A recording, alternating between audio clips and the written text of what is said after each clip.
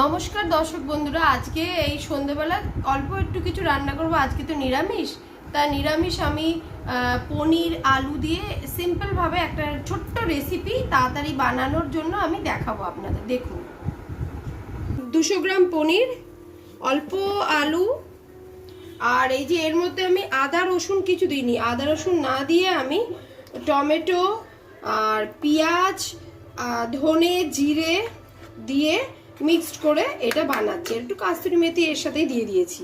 এই গরম জলের মধ্যে আমি পনিরটাকে একটুখানি ফুটিয়ে নেবো, কেননা এই দুধ মানে একটু জিনিসটা বেরিয়ে যাবে একটু। তারপরে আমি এটাকে হালকা ভেজে নেব যাতে শরীরটা খারাপ না হয়। এই জন্য আমি পনিরটাকে আমি একটা একটা করে ছেঁকে তুলে নিচ্ছি। এইটা আপনারা না ভাজলেও চলবে আর ভাজলেও চলবে। তা আমি ভেবেছিলাম যে ভাজবো না, কিন্তু না, একটু হালকা ভাজবো। হালকা ভেজে নিচ্ছি পনিরটা।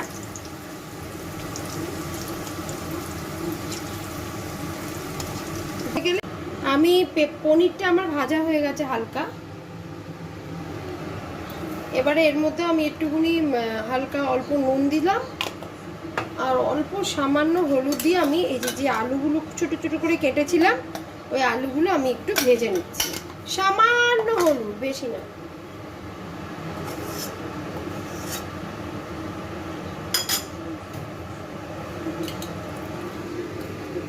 এই যে আলুগুলো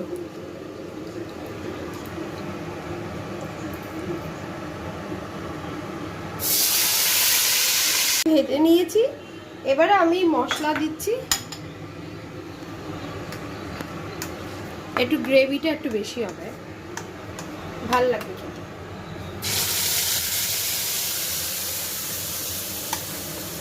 আমি এর মধ্যে 1.5 খানা টমেটো দিয়েছি, ঠিক আছে?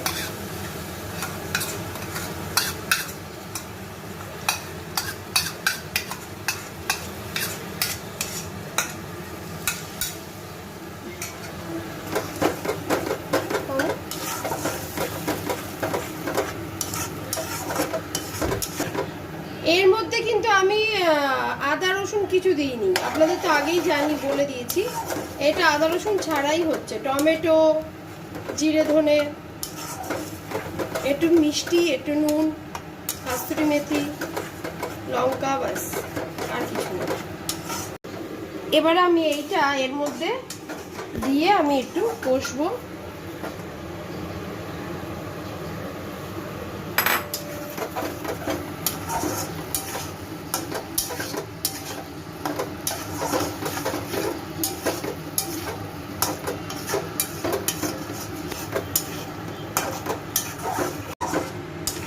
দেখুন, আমি এই যে নাড়ছি। খুব বেশি আমি ঝোলও রাখবো না, খুব বেশি আবার গ্রেভি একদম শুকনোও করবো না।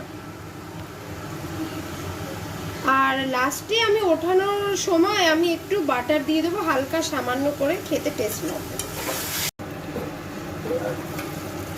প্রায় হয়ে এসছে। এর বেশি আমি আর ইয়ে করব না, এর বেশি শুকনোও করব না, আর এর বেশি ড্রাই করব না, আর বেশি ঝোল ঝোলও রাখবো না। দেখুন, এবারে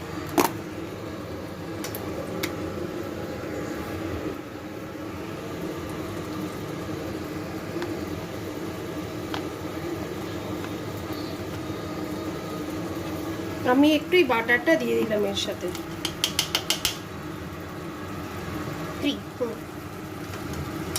ওই যে বাটারটা দিয়েছি, বাটারটা দিয়ে এবারে নাড়িয়ে এবারে নামিয়ে দেবো। আর আমি একদম কিছু করবো না।